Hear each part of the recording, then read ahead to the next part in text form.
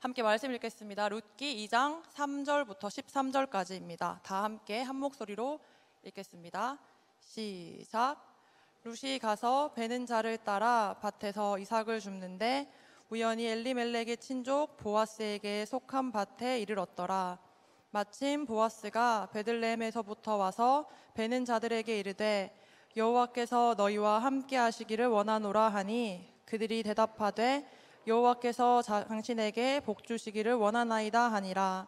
보아스가 베는 자들을 거느린 사환에게 이르되 이는 누구의 소녀냐 하니 베는 자를 거느린 사환이 대답하여 이르되 이는 나오미와 함께 모압 지방에서 돌아온 모압 소녀인데 그의 말이 나로 베는 자를 따라 단 사이에서 이삭을 줍게 하소서 하였고 아침부터 와서는 잠시 집에서 쉰 외에 지금까지 계속하는 중이니이다. 보아스가 룻에게 이르되 내 딸아 들으라. 이삭을 주우러 다른 밭으로 가지 말며 여기서 떠나지 말고 나의 소녀들과 함께 있으라. 그들이 베는 밭을 보고 그들을 따르라. 내가 그 소년들에게 명령하여 너를 건드리지 말라 하였느니라. 목이 마르거든 그릇에 가서 소년들이 길어온 것을 마실지니라 하는지라. 룻이 엎드려 얼굴을 땅에 대고 절하며 그에게 이르되 나는 이방 여인이거늘 당신이 어찌하여 내게 은혜를 베푸시며 나를 돌보시나이까 하니 보아스가 그에게 대답하여 이르되 내 남편이 죽은 후로 내가 시어머니에게 행한 모든 것과 내 부모와 고국을 떠나 전에 알지 못하던 백성에게로 온 일이 내게 분명히 알려졌느니라. 여호와께서 내가 행한 일에 보답하시기를 원하며 이스라엘의 하나님 여호와께서 그의 날개 아래에 보호를 받으러 온 내게 온전한 상 주시기를 원하노라 하는지라. 룻이 이르되 내 주여 내가 당신께 은혜 입기를 원하나이다. 나는 당신의 하녀 중에 하나와도 같지 못사오나 당신이 이 하녀를 위로하시고 마음을 기쁘게 하는 말씀을 하셨나이다 하니라. 아멘. 하나님 아버지 감사합니다. 이곳에 예배하기를 사모하는 마음으로 나와왔습니다. 하나님 이곳에 있는 모든 우리 한 사람 한 사람 하나님께서 지켜주셔서 우리 마음이 정말로 하나님을 기뻐하는 그러한 시간 되게 도와주시옵소서. 말씀을 통하여서 우리가 알게 하고 듣게 하고 또 순종하기를 원합니다. 이 시간 하나님만 온전히 주인 되어 주시옵소서. 사랑합니다. 감사합니다. 예수님의 이름으로 기도드립니다. 아멘. 여러분 혹시 여러분은 그 삶이 완전히 뒤바뀌는 그러한 경험을 해본 적 있으신가요? 뭐 쉽게 말하면 터닝 포인트라고 얘기하잖아요. 있으세요? 이제 제주 선교가 얼마 남지 않았는데요. 제 인생의 터닝 포인트라고 할 만한 그 지점을 한번 생각해 보면 제가 처음으로 갔던 단기 선교지였습니다. 저는 고2 때 필리핀으로 한 2주 가까이 단기 선교로 갔었거든요. 꽤 길게 갔죠. 그때는 고등학생이었어서 아마 2주 정도 시간을 냈던 것 같은데 고2 때 필리핀으로 단기 선교를 가서 필리핀 현지에서 오지 마을을 경험했습니다. 그리고 24시간 넘게 배를 타면서 죽을 뻔한 그런 기억도 있고 정말 선교지에서 하나님만을 위해 살겠다라는 헌신의 마음으로 되돌아왔었는데요. 그 평가회라고 하잖아요. 선교 갔다 온 이후에 애프터 모임을 하려고 약 한 달 정도 있다가 이제 같이 선교 갔던 친구들과 또 선교를 위해서 기도해준 친구들 함께 모여서 금요 철야를 마치고 1박으로 이제 모임을 하려고 했는데 한 12시 정도가 넘어가니까 그 모임에 같이 참여했던 친구 중에 집에서 부모님이 교회를 다니지 않아서 빨리 교회 간 걸 이제 들켜가지고 빨리 오라고 이제 얘기가 된 거예요. 그래서 그 친구를 집에 데려다 주기 위해서 저랑 당시 저희 전도사님이랑 그 친구랑 같이 그 친구 집에 이렇게 그 친구를 데려다 주고 다시 교회로 들어오는 길이었습니다. 그러니까 시간으로 따지면 토요일 새벽 1시가 넘었던 시간인 것 같아요. 제가 다시 교회로 돌아오는 그 시간 한적한 되게 차가 다니지 않는 그런 한적한 도로 위에서 난데없이 가만히 잘 가고 있는 저희 차를 향하여서 차 한 대가 이상한 분위기로 막 달려오기 시작했어요. 제가 그 사건으로 크게 다쳤는데요. 상대 운전자가 음주운전을 했어요. 음주운전을 하고 졸음운전을 하면서 제정신이 아니었겠죠. 그러니까 신호가 분명히 빨간색이었을 건데 저희를 향하여서 이제 중앙선 침범을 해서 저희 차로 이제 돌진했고, 제가 타고 있는 교회 스타렉스를 이렇게 받고는 도망을 간 거예요. 뺑소니를 친 거예요. 저희 당시에 스타렉스가 여기 물통이 있는데 이렇게 스타렉스가 잘 가고 있잖아요.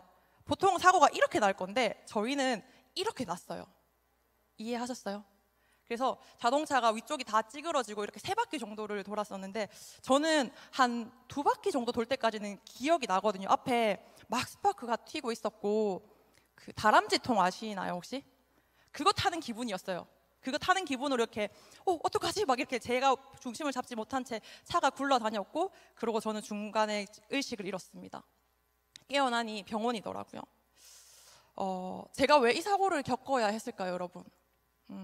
선교를 잘 다녀왔잖아요. 하나님의 뜻을 위해 살겠다 이렇게 결심을 하면서 인생의 11조의 시간을 선교지에서 보내겠다, 그 결심을 제가 그때 한 거거든요. 그렇고 잘 갔다 왔는데 느닷없이 교통사고가 난 거잖아요. 여러분 아마 그렇게 보이시겠지만 제가 공부를 좀 잘하는 편이었어요. 좀 똑똑한 편이었는데 나름 인문계 이과생으로 그래도 공부를 잘하는 편으로 지내고 있었는데, 이 선교 다녀온 이후에 났던 교통사고가 고2 9월쯤에 났거든요. 그러니까 시기적으로 보면 중간고사를 앞둔 상태에서 사고를 당한 거예요. 사고의 그 심각성이, 제가 후방 십자인대, 그 형제들은 축구한다고 많이 다쳐보는 곳이잖아요.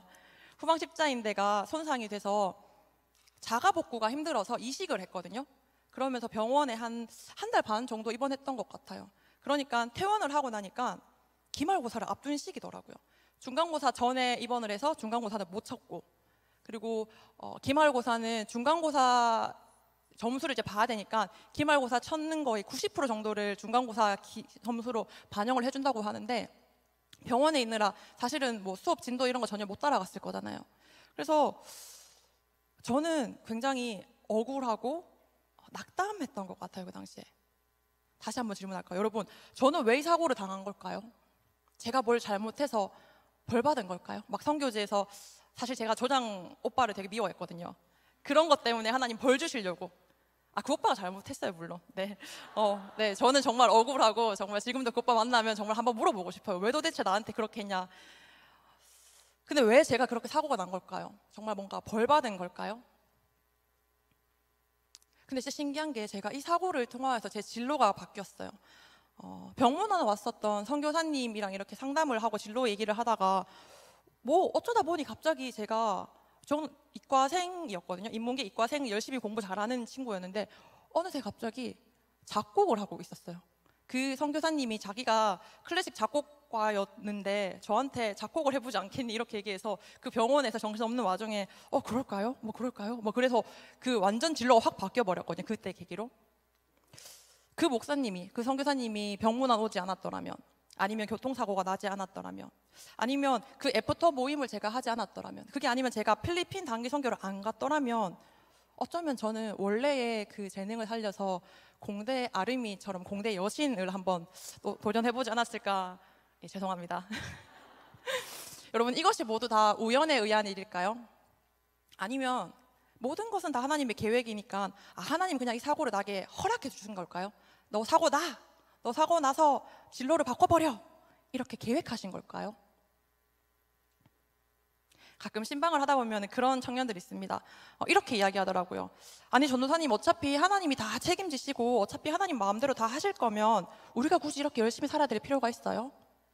아니 내가 하나님을 정말 만나고 싶은데 하나님이 나를 만나주지 않는 거면 내가 이렇게 꼭 예배 드리고 기도할 필요가 있어요? 어차피 하나님 마음이라면서요. 어차피 하나님 계획이라면서요. 때 되면 알아서 다 하나님이 만나주시겠죠. 제가 뭐 기다리는 것 말고는 뭘 할 수 있겠어요? 라고 이야기하는 청년들이 있습니다. 사실 우리도 그런 마음들 다 있죠. 어떤 면에서는 저도 사실 이해를 해요. 어떻게, 왜 그런 생각을 하게 되었는지. 맞습니다. 우리의 인생이 얼마나 많은 우연으로, 또 얼마나 많은 그 우연의 연속들로 이루어져 있을까요?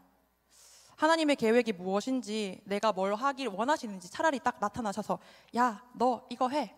야, 김채림, 너 지금부터 열심히 공부해. 너 무슨 과목을 열심히 해. 이렇게 이야기해 주시면 저희 그냥 그 과목에 매달릴 수 있잖아요. 그 직장을 그냥 저희가 지원해 볼 수 있는 거잖아요. 그런데 하나님께서는 그렇게 말씀하지 않으세요.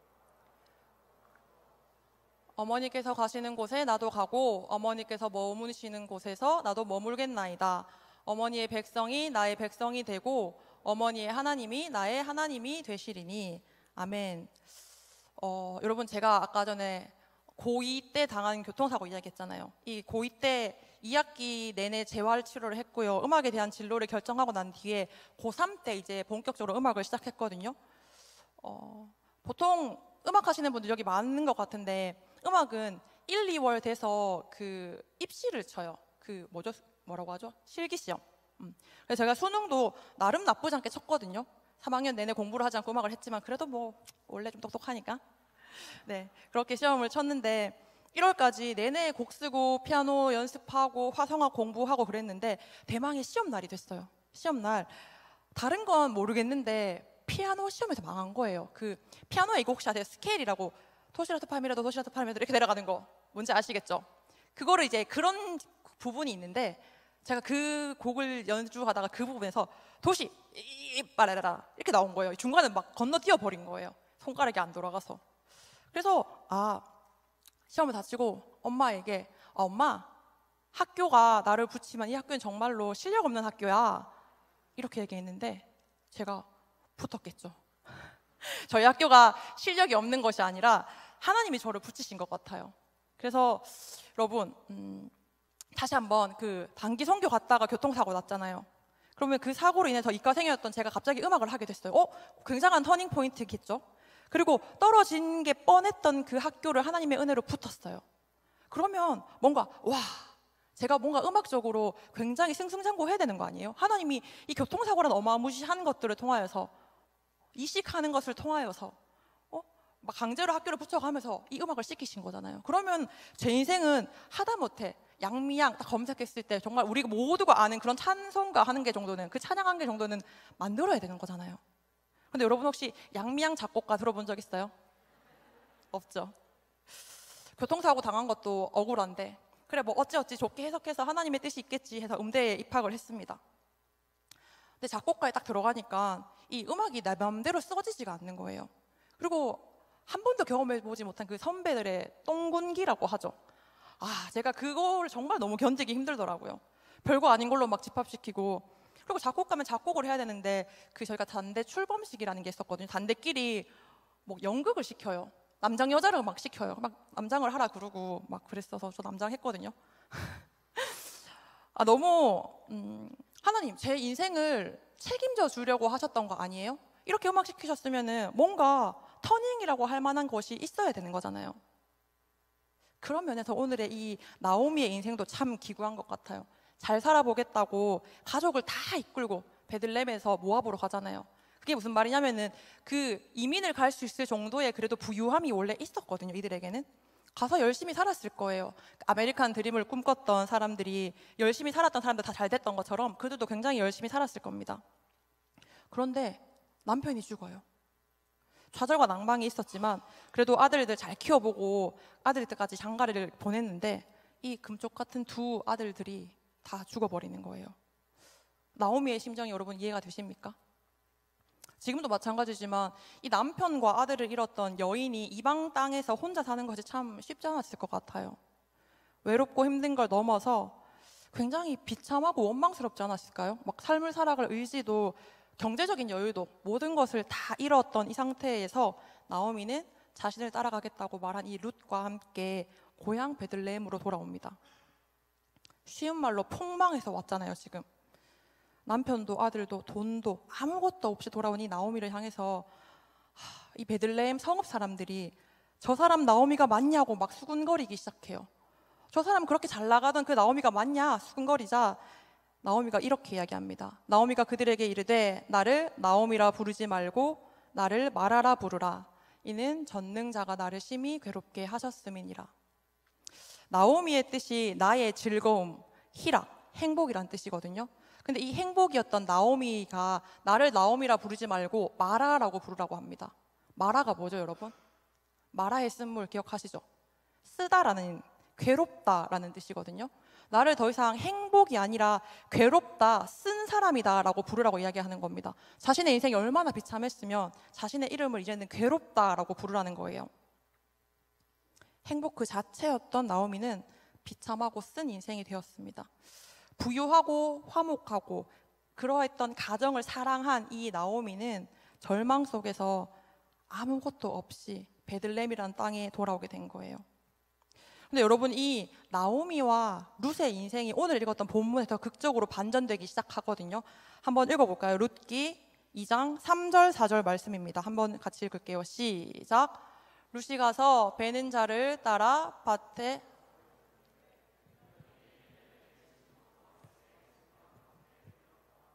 마침 보아스가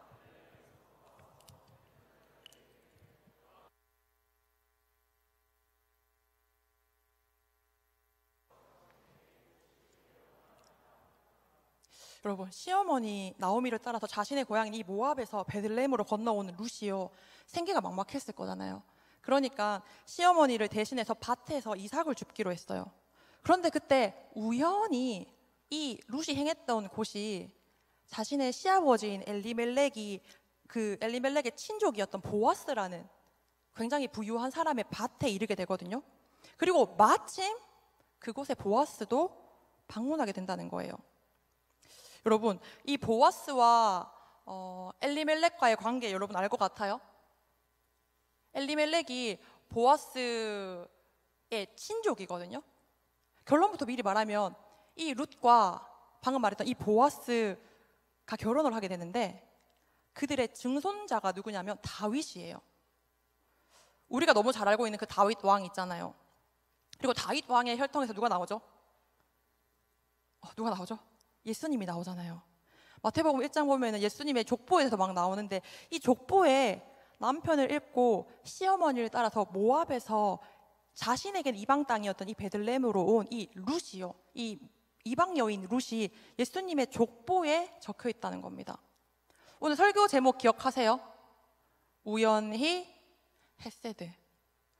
여러분, 이 룻이 우연히 엘리멜렉의 친족인 보아스가 속한 그 땅에 들어갔잖아요. 그리고 마침 그때 보아스가 또 그곳에 이르는 거예요. 우연히, 우리의 관점으로 보면 우리의 시선으로는 우연히가 맞잖아요. 왜냐하면 룻이 그걸 알고 간 게 아니거든요. 룻이 무언가를 의도해서 가는 것이 아니거든요. 그런데 우리의 시선으로는 우연으로 보여지는 이 모든 순간을 통해서도 하나님이 헤세드로 역사하십니다. 이걸 좀 있어 보이는 말로 하면 섭리인 거예요. 하나님의 섭리. 우리 인생 가운데 우연히 이렇게 섭리로 찾아오시는 하나님의 헤세드를 발견하는 이 시간 되기를 간절히 소망합니다. 그렇다면 여러분, 하나님의 헤세드를 발견하는 방법에 대해서 오늘 본문을 통해서 한번 살펴보려고 하는데요. 한번 따라해 볼까요? 우연히 찾아오시는 하나님의 헤세드를 발견하는 방법. 첫 번째, 멈춰 있지 말고 움직여라. 네, 제가 이걸 약간 모션으로 해보려고 했는데 부끄러워서 지금 못하겠거든요. 멈춰 있지 말고 움직여라. 같이 해볼까요? 시작. 멈춰 있지 말고 움직여라. 하나님의 헤세드를 발견하는 첫 번째, 멈춰 있지 말고 여러분 움직여야 됩니다. 우리는 인생이 망한 것 같을 때, 또 답이 없고 해결책이 없을 것 같을 때 보통은 무기력하게 그냥 주저앉아 있을 때가 많아요. 그런데 여러분, 머리로만 생각하고 고민하는 건 문제를 해결하지 않거든요. 우리 본문에서도 봤듯이 가족을 잃고 빈털터리가 되었던 나오미가 만약에 이 모압 땅에서 그냥 자포자기하고 있었더라면 아마도 나오미와 이 룻은 하나님의 헤세드를 발견하기 힘들었을 거예요. 또 룻이 시어머니를 따라 어떻게 베들레헴에 왔는데 나는 외국인이라서 아무것도 못해, 나는 남편도 없어, 나는 이방 여인이야, 이렇게 절망만 하고 그냥 그 방 안에만 있었더라면 과연 하나님의 섭리의 주인공이 될 수 있었을까요? 그는 갈 바를 알지 못했지만 그 가운데서도 움직였습니다. 그래서 이 섭리로 찾아오신 하나님의 헤세드를 우연히 발견했던 거예요. 마침내 그는 다윗의 증조 할머니가 되고 더 나아가서는 예수님의 족보에 드는 그런 하나님의 큰 그림 안에 속하게 된 거잖아요. 언제? 멈춰있지 않고 움직였을 때요. 저희 군에 그 손꼰대라고 한 분 계시거든요. 근데 그 친구가 이렇게 얘기해 주더라고요. 일 못하는 사람이 특징이 뭐냐면 같이 하자 라고 했을 때 왜요? 어떻게요? 뭐를요? 얼마나요? 이렇게 꼬치꼬치 묻는 사람이 진짜 일 못하는 사람이래요. 일단은 몸으로 뭔가를 부딪히고 시작을 해봐야 되는데 꼭 일 못하는 사람들이 움직이지 않고 멈춰 있는 상태에서 생각하는 척, 머리 쓰는 척, 입으로만 일한다고 하더라고요. 제가 이 얘기 들었는데 한 가지 예화가 떠올랐습니다. 얼마 전에 저희 7층에 냉장고가 생겼거든요.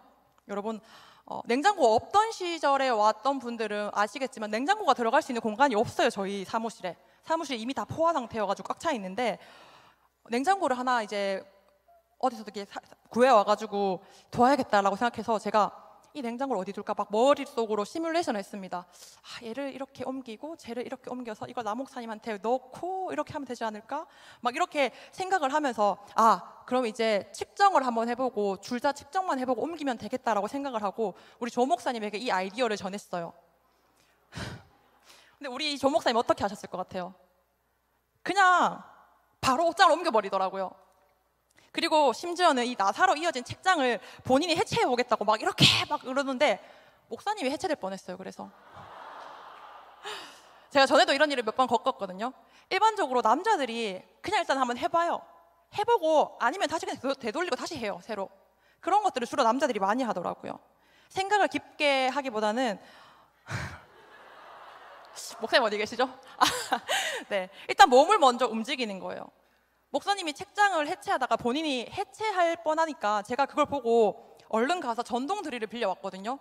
이렇게 누군가가 빨리 움직이면 일이 진행이 된다는 거예요. 아마 제가 계속해서 머릿속으로만 생각하고 혼자서 막 줄자를 재봤으면은 결국은 이 냉장고를 둘 공간을 못 찾았을 건데 어쨌건 조 목사님이 저렇게 빨리 움직여내니까 멈춰있지 않고 움직여내니까 결과적으로 일이 되는 거잖아요. 우연으로 보이는 이 섭리 가운데 찾아오시는 하나님의 햇새들을 경험하기 위해서도 마찬가지입니다. 여러분, 움직여야 됩니다. 우울하다고 아무것도 하고 싶지 않다고 인생에 소망이 없다고 그냥 좌절해서 멈춰 있는 것이 아니라 그럴 때일수록 움직여야 되는 거예요. 존 메가더 목사님의 하나님의 뜻이라는 책에 이렇게 적혀 있거든요. 제가 한번 읽어드릴게요. 전혀 움직이지 않는 트럭의 핸들을 돌려서 트럭의 방향을 틀려고 해보라. 그것은 아주 힘든 일이다. 그 트럭을 조금만 움직이려고 해도 거대한 크레인과 체인이 필요할 것이다.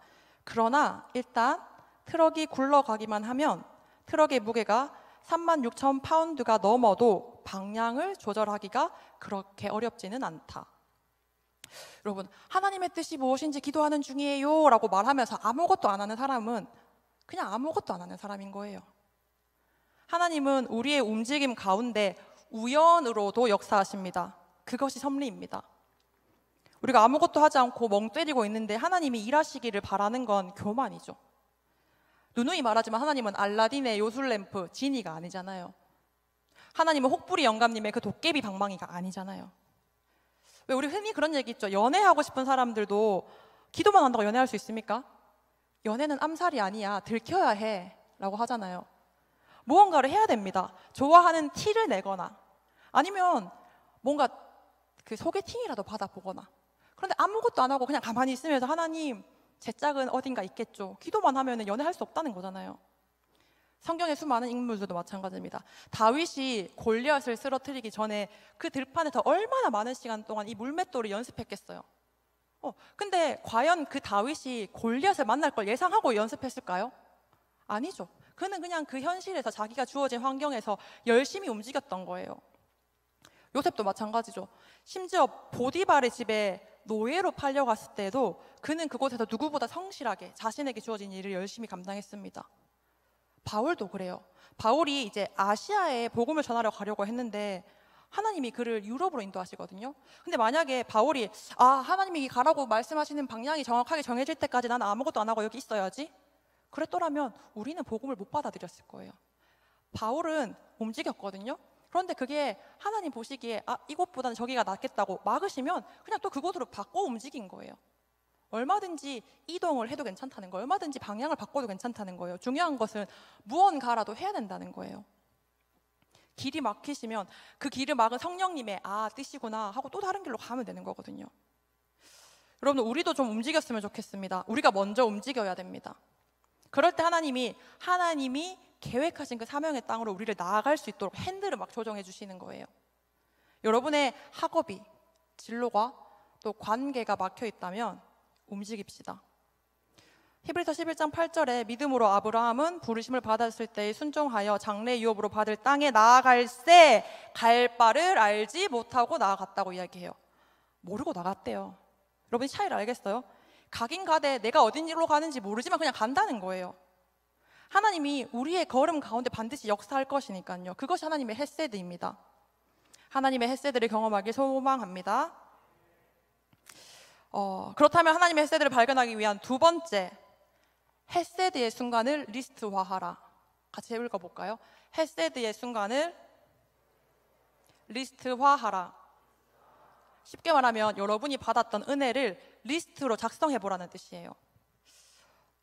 여기 계신 대부분의 사람들이 짧게는 20년, 또 길게는 한 40년 가까이를 사셨는 것 같은데, 여러분 살면서 어느 순간에 분명히 여러분, 지금 생각해보니 이 순간에 정말로 하나님이 개입하셨구나, 이건 하나님 없이는 정말 해석되어지지 않는 일이었어 라고 느껴지는 순간들 분명히 있을 거예요.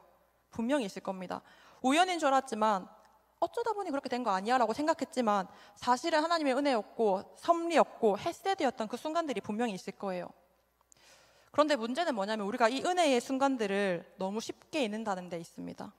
잘 될 땐 은혜이고 절망 가운데 있으면 이 하나님이 나한테 했던 헤세드는 다 잊어버리고 마치 고아인 것처럼, 마치 버려진 것처럼, 마치 내 편은 아무도 없는 것처럼 그렇게 생각되어질 때가 많다는 거예요.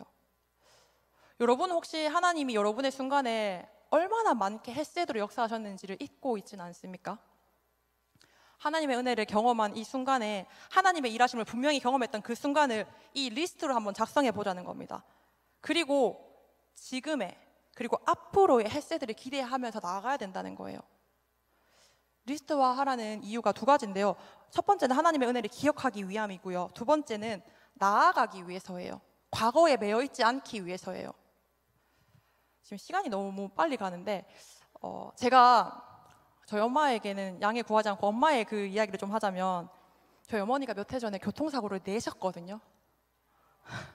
엄마 죄송합니다. 네, 몇 해 전 엄마가 교통사고를 내셨어요. 주일 대예배를 마치고, 그 시골 교회는 오후 예배라는 게 있어요. 여러분 잘 모르시죠? 그 주일 예배를 마치고 잠깐 집에 갔다가 다시 오후 예배 드리려고 교회로 가던 길이었습니다. 저희 가족은 교회로 가면서 사고가 많이 나네요.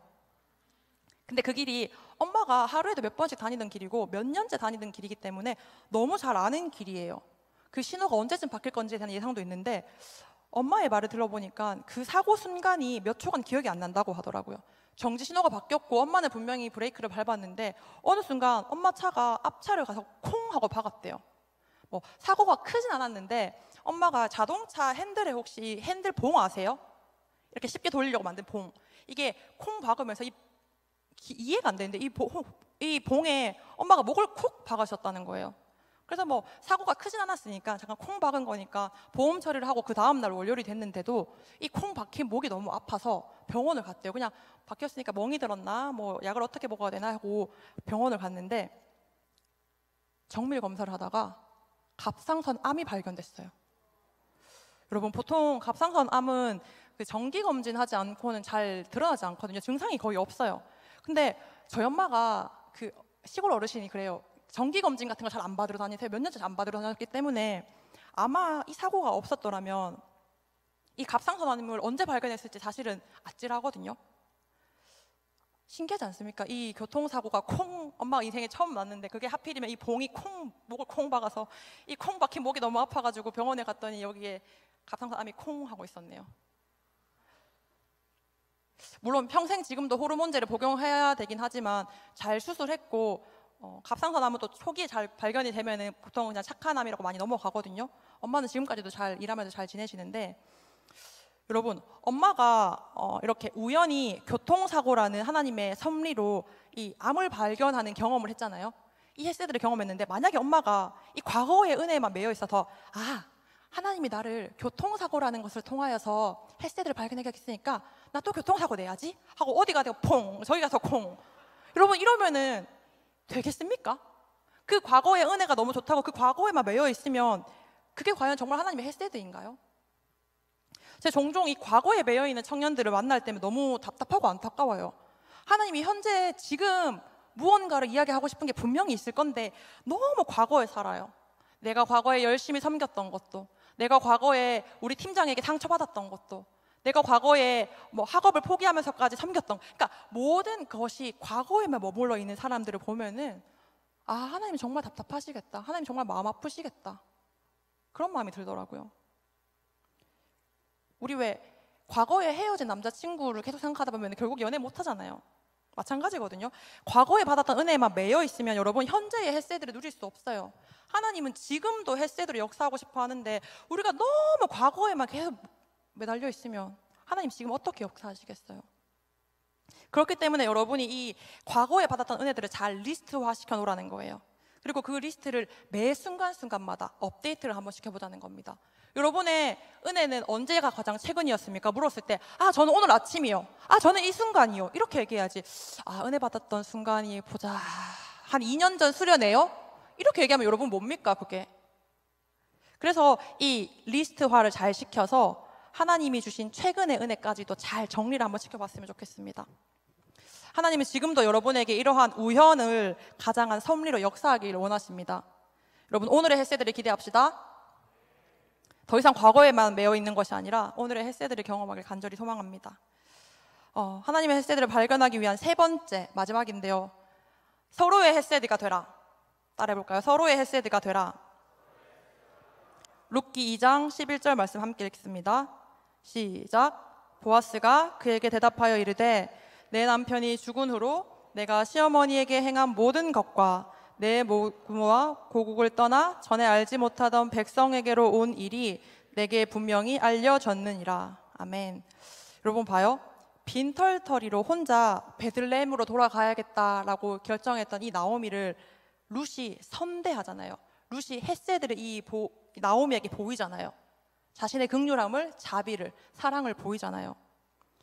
시어머니를 봉양하기 위해서 낯선 땅에 왔던 이 룻은 이삭을 줍잖아요. 시어머니를 먹이기 위해서 같이 잘 살아보려고. 그리고 이렇게 시어머니를 선대했다라는 룻에 대한 이야기를 들었던 보아스가 결국은 룻에게도 선대하는 모습을 보인다는 겁니다. 이 보아스가 나중에 3장 4절 여러분 꼭 시간 되시면 집에 가서 천천히 한번 읽어봤으면 좋겠는데, 베들레헴 땅에 굉장히 부유한 사람이라고 나와 있거든요.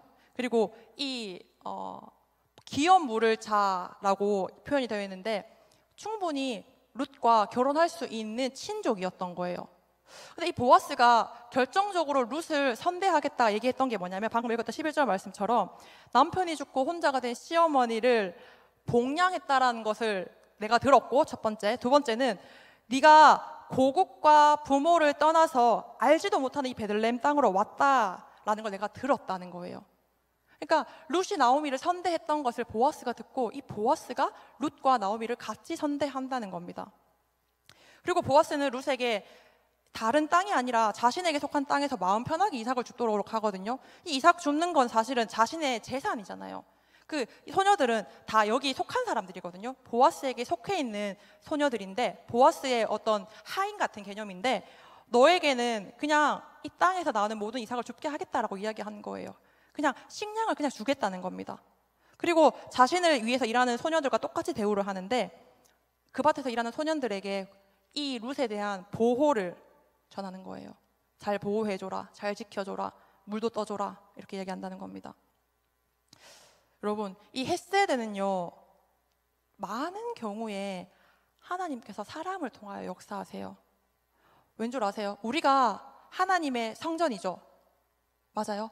하나님의 영이 거주하시는 우리가 하나님의 성전이잖아요. 그러면 하나님이 일하시기 가장 편리한 게 누구냐면 하나님의 영이 임하시는 우리인 거예요. 사람인 거예요. 그렇기 때문에 여러분도 생각해보면은 정말 의외의 인물에게 위로받았던 적 있지 않으세요? 그리고 생각지도 못했던 누군가를 도와줬던 적 있지 않으세요?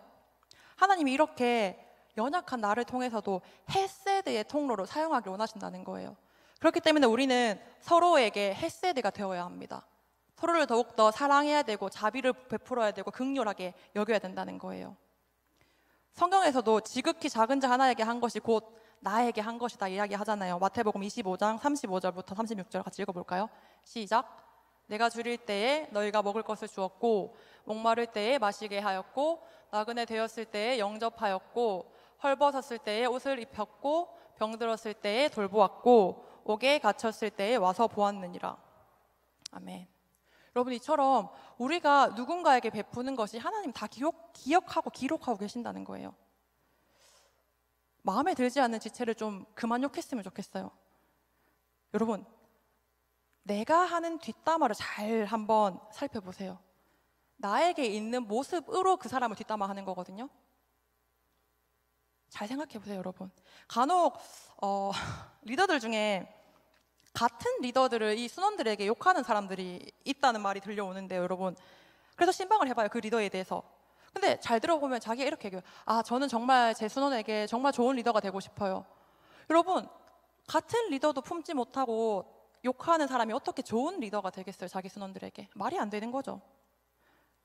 동역자를 욕하고 뒷담화하는 리더는 절대로 좋은 리더가 될 수 없습니다. 하나님의 헤세드는 그렇게 임하지 않으세요. 이만큼 우리의 본성이 사실은 틈만 나면 다른 사람을 공격하고 싶어 하죠. 네, 다른 이를 배려하고 다른 이에게 자비와 긍휼, 사랑, 헤세드를 베푸는 게 사실은 내 힘으로는 쉽지 않습니다. 인정합니다.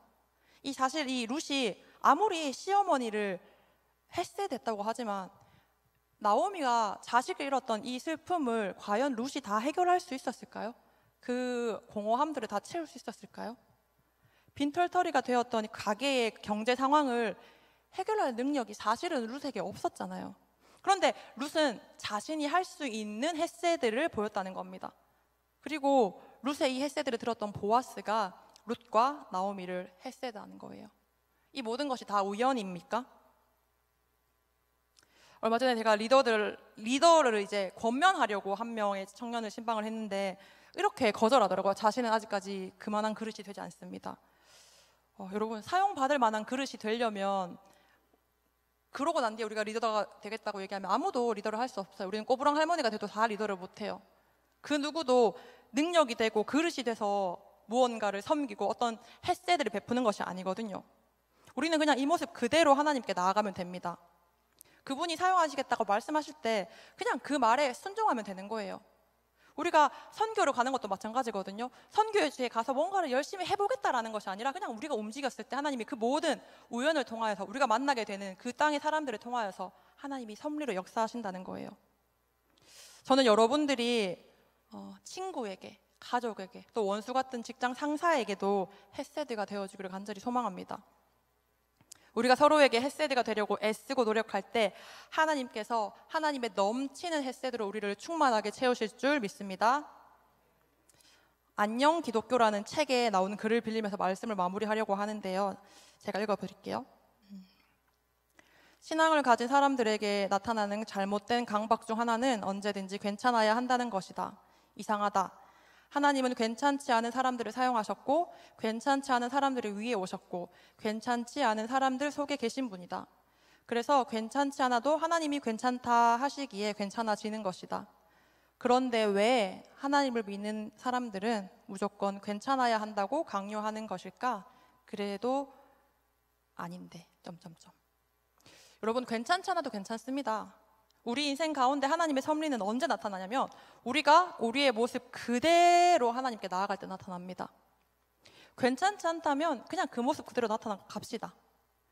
멈춰있지 말고 일단은 움직입시다. 하나님께 나아갑시다. 어제 금요 철야 때 강사 목사님 말씀하셨잖아요. 무너졌던 예루살렘을 52일 만에 건축할 수 있었던 이유에 선언과 행동이 있었다고 이야기합니다. 여러분, 기도하고 난 다음에 내가 이루는 거예요. 하나님의 인도하심에 따라서 내가 이룬다는 겁니다. 우리가 움직여야 돼요. 주저앉아서 그냥 슬퍼만 하고 있는 것이 아니라 일어서서 움직여야 된다는 겁니다. 어떻게 움직여야 하는지 모르겠다고요? 그러면 과거에 하나님이 여러분을 어떻게 헤세드 하셨는지, 어떻게 인도하셨는지 그 리스트를 한번 작성해 보세요. 그리고 그 헤세드에 머물러 있는 것이 아니라 지금의 헤세드를 구하며 앞으로 나아가면 되는 겁니다. 그런 다음에는 이제는 여러분이 다른 사람들의 헤세드가 되어주는 거예요. 여러분의 지체가, 팀원이, 공동체가 필요한 것이 무엇인지를 듣고 도와주는 거예요. 우리가 보내는 선교사가 중요하다는 이야기를 하잖아요. 보내는 선교사들은 전부 다 이 헤세드를 할 수 있는 지금 위치에 있는 사람들이거든요. 가는 선교사들을 위하여서, 가는 지체들을 위하여서 기도하고 물질로 또 헌신해주고 같이 응원해주고 그런 것들이 전부 다 헤세드인 겁니다. 룻이 나오미에게 그랬던 것처럼, 보아스가 룻에게 그랬던 것처럼, 그리고 마침내 하나님께서 그들을 헤세드 하셨던 것처럼 말이죠. 룻기 2장 12절 말씀 함께 같이 읽고 기도할 건데요. 한번 읽어볼까요? 시작.